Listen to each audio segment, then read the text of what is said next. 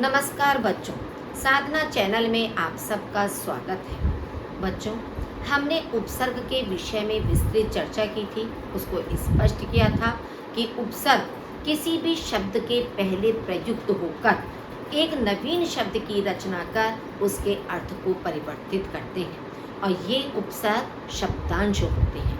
आज इन उपसर्गों को और अच्छी तरह से स्पष्ट करने के लिए हमने आपके लिए कुछ प्रश्न तैयार किए हैं ताकि इनके माध्यम से आपको उपसर्ग और अच्छी प्रकार से स्पष्ट हो सके। ध्यानपूर्वक इन प्रश्नों को समझने की कोशिश करें। मान लीजिए आपका फर्स्ट प्रश्न है, निम्नलिखित में से कौन सा कथन उपसर्ग के लिए गलत है।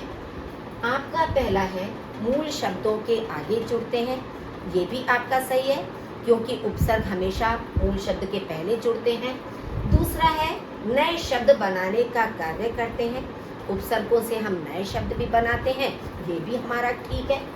शब्द की तरह प्रयोग किए जाते हैं, ये आपका गलत है क्योंकि चाहे उपसर्गों का भी अपना अर्थ होता है, लेकिन हम स्वतंत्र शब्दों की तरह से उपसर्गों का प्रयोग नहीं कर सकते, तो ये हमारा गलत हो गया।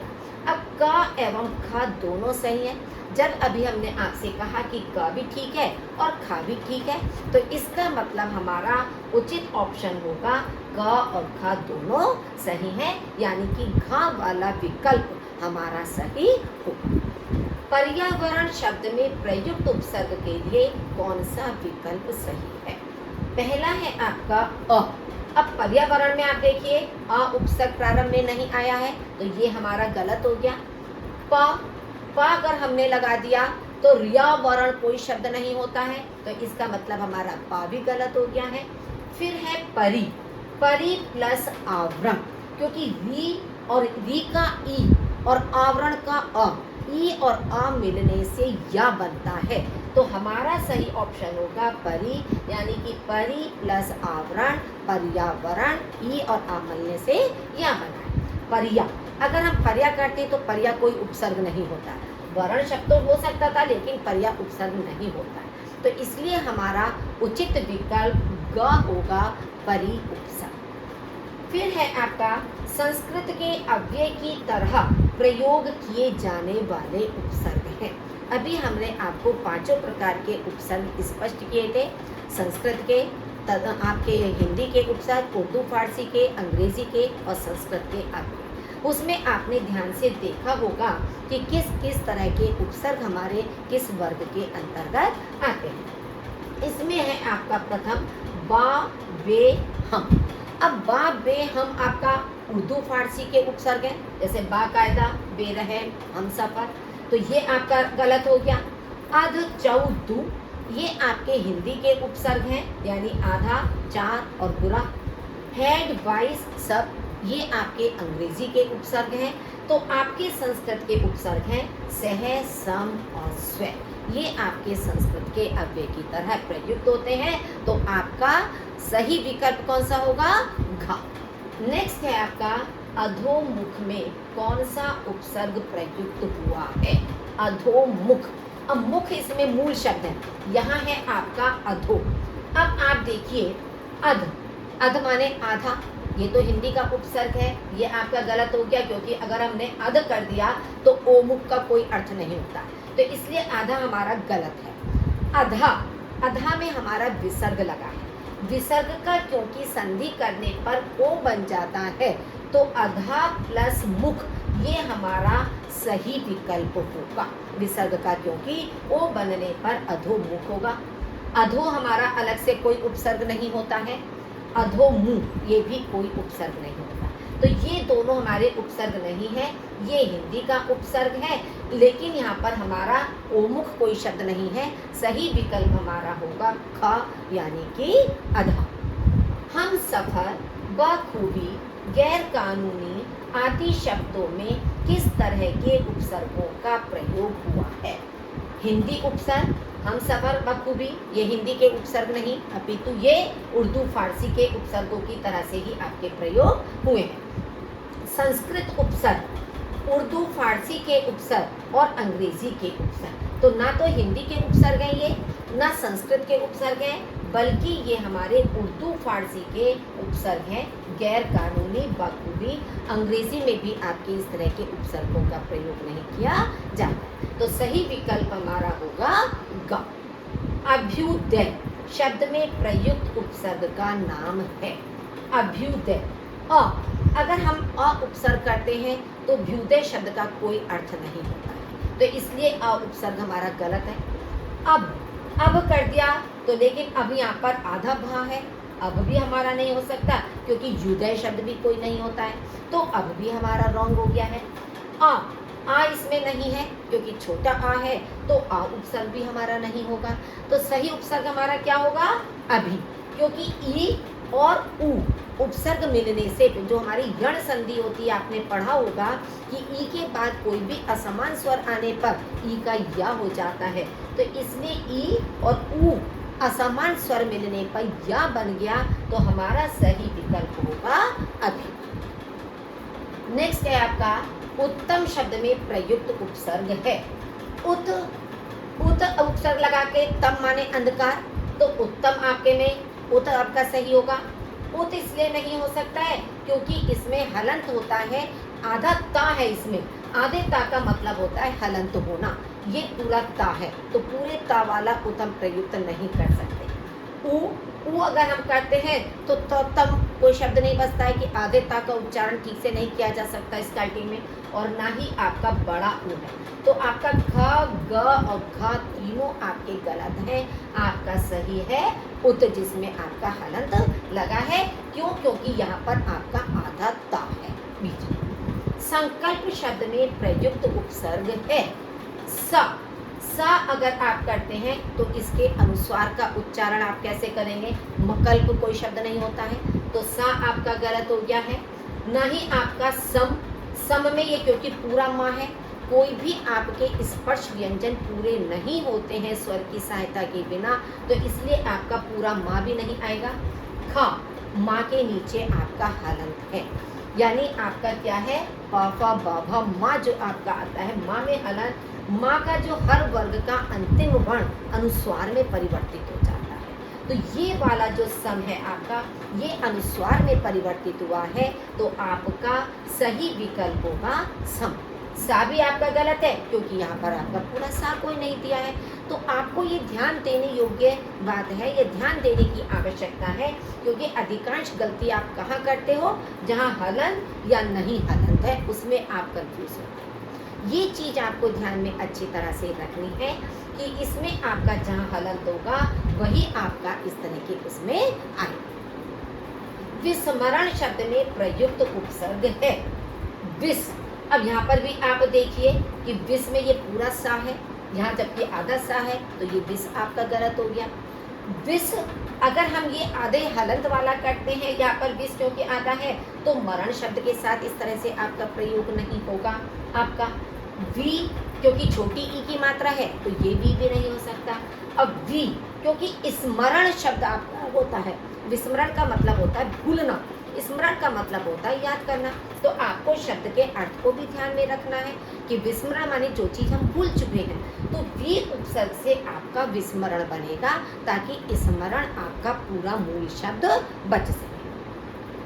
पर्याप्त शब्द में उपसर्ग है पर, अगर आपने पर कर दिया तो याप्त कोई मूल शब्द नहीं, तो इसलिए पर आपका गलत हो। परी अगर हम करते हैं तो परी उपसर्ग आप्त मूल शब्द, तो ये आपका सही आएगा क्योंकि ई और आ उपसर्ग में आपका अस्वर मिलने पर या बन गया, पर्याप्त आपका हो गया। परी नहीं हो सकता क्योंकि यहाँ पर आपका पर्याप्त परी शब्द से नहीं बनता है, परी प्लस आप्त होता है, ना कि आधा पार भी नहीं हो सकता, तो इसमें आपका सही विकल्प होगा खा यानी कि परी। तल्लीन शब्द में उपसर्ग है तल अगर आप करते हो तो ये लीन आपका शब्द हो गया, जबकि आपका ये गलत है। ता से आपका आधे ला से कोई शब्द नहीं बन सकता, ल लीन नहीं होता है। तत् उपसर्ग से आपका बनेगा तल्लीन। जैसे कि मैंने जब उपसर्ग आपको समझाए थे उसमें आपको सज्जन, सच्चरित्र इस तरह के शब्द आपको बताए थे, उसी तरह से आपका है तल्लीन, यानी कि ता के बाद ल आने पर ता हमेशा ला में परिवर्तित हो जाता है। ये बात आपको ध्यान रखनी है, क्योंकि यहाँ यही आपको संदेह उत्पन्न कर रहा है कि हम तल भी तो लगा सकते हैं यहाँ पर ला जब आधा है लीन शब्द में, लेकिन नहीं, तल्लीन शब्द आपका हमेशा तत् से बनता है, क्योंकि ता ला में परिवर्तित होता है उसके बाद ला आने पर। तल्ली शब्द भी आपका नहीं होगा, क्योंकि ना भी अपने में पूरा कोई शब्द नहीं बच रहा है। तो इसलिए इस तरह के शब्दों पर विशेष ध्यान रखने की आवश्यकता है। उच्चारण शब्द में प्रयुक्त उपसर्ग है उ। उ अगर हम करते हैं तो आधे चा से हमारा कोई शब्द स्टार्ट नहीं होता, शुरू नहीं होता, जब चारण नहीं होता। उच्च अगर हम करते हैं तो चारण शब्द भी इस तरह से नहीं बनता है। हालांकि चारण शब्द हमारा सेवक के रूप में प्रयुक्त होता है, लेकिन उच्च कोई उपसर्ग नहीं होता। उच्च अगर आपने कर दिया तो आरण भी कोई शब्द नहीं होता है। तो इसमें भी हमारा बचता है उत, यानी ता के बाद चा आने पर ता चा में परिवर्तित होता है, जैसे मैंने सच चरित्र आपको शब्द बताया। तो यहाँ पर भी आपका उत से ही उच्चारण शब्द का निर्माण किया गया। नेक्स्ट है आपका प्रत्यक्ष। प्रत्यक्ष शब्द में उपसर्ग है प्रति अक्ष। अगर हम करते हैं प्रति प्लस अक्ष, अक्ष माने होता है आंखों के सामने। प्रत्यक्ष मतलब जो चीज हमें अपनी आंखों के सामने दिखाई दे रही है। तो प्रति प्लस अक्ष ई और अ स्वर मिलने पर या बना, तो ये हमारा सही है। अब आपको कैसे किया है कि हम इसमें कैसे कंफर्म हो कि हमारा यही सही है, तो आपको इसके लिए दूसरे भी उपसर्गों को देखना होगा। मान लीजिए प्रा अगर आप उपसर्ग देखते हो तो त्यक्ष शब्द कोई नहीं होता, इसका मतलब प्रा हमारा गलत हो गया। प्रत हमने कर दिया तो ये पूरा ता है, जबकि यहाँ पर आधा ता है, तो ये हमारा पूरा गलत हो गया। प्रा है, यहाँ पर प्रा नहीं दिया है, इसका मतलब हमारा ये भी गलत हो गया है। तो जब तीनों हमारे किसी भी उसमें सही नहीं बैठ रहे हैं, तो ये प्रति ही हमारा सही किसमें आएगा। निर्जीव शब्द में प्रयुक्त उपसर्ग है नी। अब निर्जीव रा की आवाज आ रही है, तो नी हमारा उपसर्ग गलत हो गया। निर रा ये हमारा सही उपसर्ग है। अब यहाँ पर भी वही चीज है, क्योंकि आप देखते हैं बच्चों कि एग्जामिनर जो भी पेपर सेट करता है वह कोशिश करता है कि किसी भी तरह से विद्यार्थियों की परीक्षा लेने के लिए कि उन्होंने कितना गहन अध्ययन किया है, किस तरह से वे कंफ्यूज होते हैं, तो इस तरह से मिलते जुलते उपसर्गों का वह प्रयोग करते हैं आपका आकलन करने के लिए, आपकी नॉलेज का। अब आपने निर्जीव रा की आवाज आ रही है ना, तो रा आपका जब जाके ऊपर लगा है तो इसका मतलब है निर आपका सही है। नी, क्योंकि यहाँ पर बड़ा नी नहीं है, ये आपका गलत हो गया। निज, निज नहीं हो सकता, क्योंकि रीव शब्द करके कोई आपका नहीं बसता है। तो जब ये तीनों आपके गलत हो गए तो सही आपका बचा नि। नेक्स्ट है आपका कौन सा उपसर्ग आचार शब्द से पूर्व लगने पर उसका अर्थ जुल्म हो जाता है। अब आपने देखा अभी तक हमने इस तरह के शब्द बनाए कि उसमें कौन से उपसर्ग का प्रयोग किया जा रहा है या किस भेद के अंतर्गत आता है। अब आप एक अलग तरह का देखिए कि इस रूप में भी प्रश्न आपके एग्जाम में आ सकता है कि कोई एक उन्होंने मूल शब्द दे दिया आचार। अब उन्होंने पूछा कि कौन सा उपसर्ग हम आचार में लगाएं कि जिससे उसका अर्थ जुल्म बन जाए। अब आपने देखा दुर, अगर आप करते हैं दुर का प्रयोग तो दुराचार शब्द तो बन जाएगा, लेकिन उसका अर्थ जुल्म तो नहीं होगा।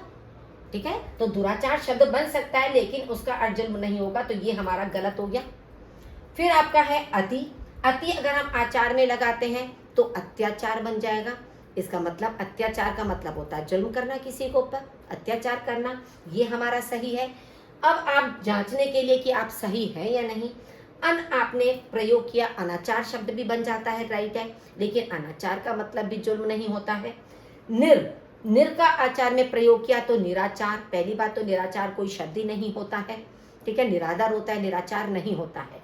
तो इसका मतलब है जुल्म शब्द हमारा अति उपसर्ग का प्रयोग करने से बनेगा। तो इस तरह के प्रश्नों को भी बहुत ध्यान से पढ़ने की आपको आवश्यकता होती है। नेक्स्ट है स्पृश्य शब्द को विपरीतार्थक बनाने के लिए किस उपसर्ग का प्रयोग करेंगे। देखिए एक नया प्रश्न आपके सामने आया है।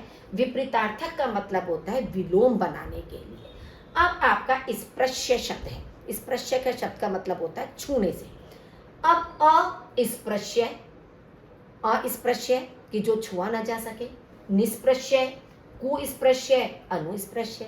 तो ना तो निस्पृश्य कोई शब्द होता है, ना कुस्पृश्य कोई शब्द होता है, ना ही अनुस्पृश्य होता है, केवल हमारा अस्पृश्य शब्द होता है। स्पृश्य और अस्पृश्य उसका विलोम शब्द होता है, तो उचित विकल्प हमारा आएगा।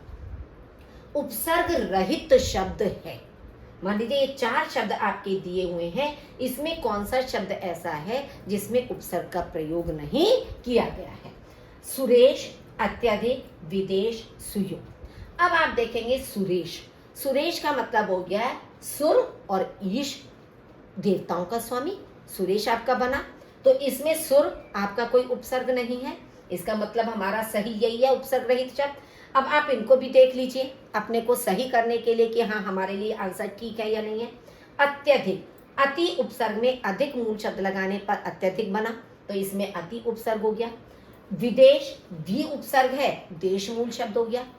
सुयोग, सु उपसर्ग है, योग मूल शब्द है। तो जब तीनों में हमारा उपसर्ग दिया हुआ है, केवल मात्र हमारे प्रथम शब्द में किसी उपसर्ग का प्रयोग नहीं किया गया है, तो ये हमारा सही शब्द है। एक से अधिक उपसर्ग से बना शब्द नहीं है, मतलब एक से अधिक उपसर्ग। मान लीजिए आपका है प्रत्युपकार, सहयोग। अब प्रत्युपकार में आप देखिए प्रति और उप, हम 2 शब्दों उपसर्गों का प्रयोग कर सकते हैं। कार हमारा मूल शब्द हो गया, तो इसमें 2 उपसर्ग हो गए, प्रति उपसर्ग भी हो गया, उप उपसर्ग भी हो गया। तो ये हमारा सही शब्द नहीं आया है, क्योंकि हमने प्रश्न पूछा है, प्रश्न को ध्यान से पढ़ना है। एक से अधिक उपसर्ग से बना शब्द नहीं है, इसमें एक से अधिक उपसर्ग हो गए। सहयोग, अब इसमें सह मूल उपसर्ग है, योग मूल शब्द है, इसमें एक ही उपसर्ग का प्रयोग किया गया है। व्याकुल, वी और आ 2 उपसर्गों का प्रयोग किया गया है। समागम, सम और आ, इसमें भी 2 उपसर्गों का प्रयोग किया गया है। तो इन तीनों शब्दों में 2-2 उपसर्ग प्रयुक्त हुए हैं, केवल मात्र ख में हमारा एक ही उपसर्ग प्रयुक्त हुआ है, तो राइट हमारा विकल्प सहयोग होगा। अब आप देखिए हिंदी का आगत उपसर्ग बा का अर्थ है, ठीक है। आगत उपसर्ग बा का अर्थ है रहित, सहित, उत्तम या बुरा। अब आपका क्या रहित, रहित से आप बा रहित आप कर सकते हो, बा से कोई शब्द ऐसा बनता है, बा से शब्द बनता है आपका बाकायदा। बाकायदे का मतलब होता है कायदे के साथ, कोई भी कार्य कायदे से करना, कायदे के साथ करना। तो आपका रहित में बा का नहीं प्रयोग हो सकता, और सही, हमारा सही ऑप्शन होगा सही। उत्तम भी आपका नहीं बनेगा, बा में कोई शब्द, ना ही बुरा आपका बनेगा। तो बा का अर्थ हमारा होता है सही, ये आपका सही विकल्प होगा।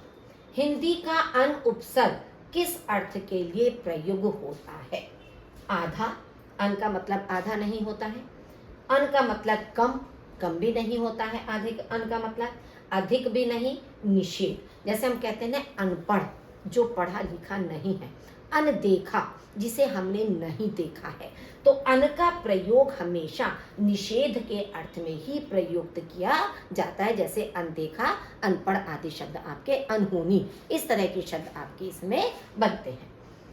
फिर है आपका परि उपसर्ग से युक्त शब्द नहीं है। पर्यावरण, पर्यावरण हमने ऊपर भी आपको बताया था, परि प्लस आवरण परि उपसर्ग से बना है। पर्यटन, अब आप इसमें देखेंगे परि प्लस अटन, पर्यटन कहते हैं जो घूमने फिरने वाले व्यक्ति होता है, ठीक है। पर्यटक जिसको हम कहते हैं, पर्यटन होता है घूमने के जो स्थल होते हैं। तो परि प्लस अटन से आपका बना है। परिचालक, परि उपसर्ग चालक से आपका बना है।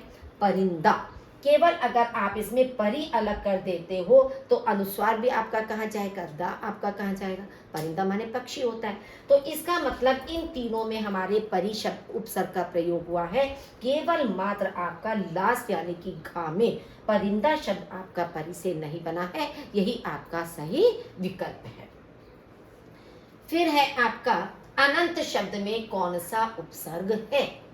अन, अन, अ और अंत। अब आप देखिए अन, इसमें पूरा अन आपका बना है और अंत आपका हो गया, जबकि आपको हमने बताया था कि जब ये आधा अ होता है तभी उसके अंतर्गत हमारा नेक्स्ट जो स्वर होता है आ वो मिलता है। तो इसका मतलब हमारा क्या है कि ये वाला अन्ना होकर आधा न जो आपका होता है, तभी उपसर्ग के साथ मिलकर वो अनंत आपका बना। अ भी केवल नहीं होगा क्योंकि नंत कोई नहीं होता है। अंत भी क्यों नहीं होगा, क्योंकि शुरू में आपका अन है, अंत नहीं है। तो ये दोनों तो आपके वैसे ही गलत हो गए। केवल हमें कंफ्यूजन किस में है, इस अन में या इस अन में। ये मैंने आपको स्पष्ट कर दिया है कि जितने भी स्पर्श व्यंजन आपके 25 होते हैं वो सब हलंत के साथ होते हैं। स्वर के साथ मिलने पर ही वह पूरे रूप में प्रयोग किए जाते हैं। कौन सा शब्द उपसर्ग युक्त नहीं है? पुनर्जन्म, पुरातत्व, संसाधन, दिखावटी। अब आप देखिए पुनर्जन्म, इसमें पुनर् या पुनः दोनों उपसर्गों का प्रयोग। आप पुनः उपसर्ग भी कर सकते हो और पुनरुपसर्ग भी कर सकते हो। जन्म आपका मूल शब्द है, ठीक है, तो इसमें आपका ये उपसर्ग दिया है। पुरातत्व, इसमें भी पूरा उपसर्ग है, तत्व मूल शब्द है। संसाधन, इसमें सम उपसर्ग है, साधन मूल शब्द है। दिखावटी, केवल ये शब्द ऐसा है कि जिसमें किसी भी उपसर्ग का प्रयोग नहीं किया गया है, ये आपका दिखावटी अलग है। सब उपसर्ग किस प्रकार का उपसर्ग है? तत्सम, तद्भव, देशज, विदेशी। अब आप देखिए तत्सम शब्द आपका नहीं है क्योंकि सब शब्द आपका संस्कृत का या तत्सम शब्द नहीं है। तद्भव हिंदी का शब्द भी आपका सब नहीं है। देशज जो देशी शब्द आपके आम बोलचाल के उपसर्ग प्रयोग किए जाते हैं, ये वह भी नहीं है। केवल ये विदेशी, विदेशी क्यों कहा गया है? आपने अंग्रेजी के उपसर्ग में पढ़ा था, जैसे सब इंस्पेक्टर, इस तरह के शब्द आपके आते हैं, तो इसलिए सब उपसर्ग आपका विदेशी उपसर्ग होगा। समालोचना में कौन से दो उपसर्ग हैं? सा और लोचना। अब जब शुरू में माँ दिया है समालोचना, तो ये हमारा गलत हो गया, सा और लोचना नहीं हो सकता। समा और लोचना, ये आपका समा प्लस लोचना, ये भी आपका नहीं हो सकता क्योंकि लोचना आपका उपसर्ग नहीं है। सम और अ, सम और ना, हमें क्योंकि दो उपसर्ग पहचानने हैं, तो केवल सम भी उपसर्ग है, आ भी उपसर्ग है, लोचन आपका मूल शब्द है। तो इन तीनों में आपका सम ना, इन तीनों में आपके दो उपसर्ग नहीं है। केवल दो उपसर्गों का प्रयोग ग वाले विकल्प में दिया गया है, सम और आ। तो ये जितने भी आपके प्रश्न हैं, ये बहुत महत्वपूर्ण प्रश्न है बच्चों, क्योंकि इसमें मैंने हर तरह का प्रश्न आपका समाहित किया गया है। अगर इन सारे प्रश्नों को आप ध्यान से देखेंगे और इसी तरह के प्रश्नों का अभ्यास करेंगे तो कभी भी आपका कोई भी प्रश्न गलत नहीं होगा। आपको पूर्ण अंक प्राप्त होंगे जिस भी परीक्षा को आप दे रहे हैं। यदि इसके बावजूद भी आपके अपने कोई शब्द ऐसे हैं जो आपको स्पष्ट नहीं हो रहे हैं, आप उन शब्दों को भी कमेंट बॉक्स में लिखकर उसका समाधान हमसे पूछ सकते हैं। लेकिन इसका अभ्यास करना आपके लिए बहुत ज़रूरी है।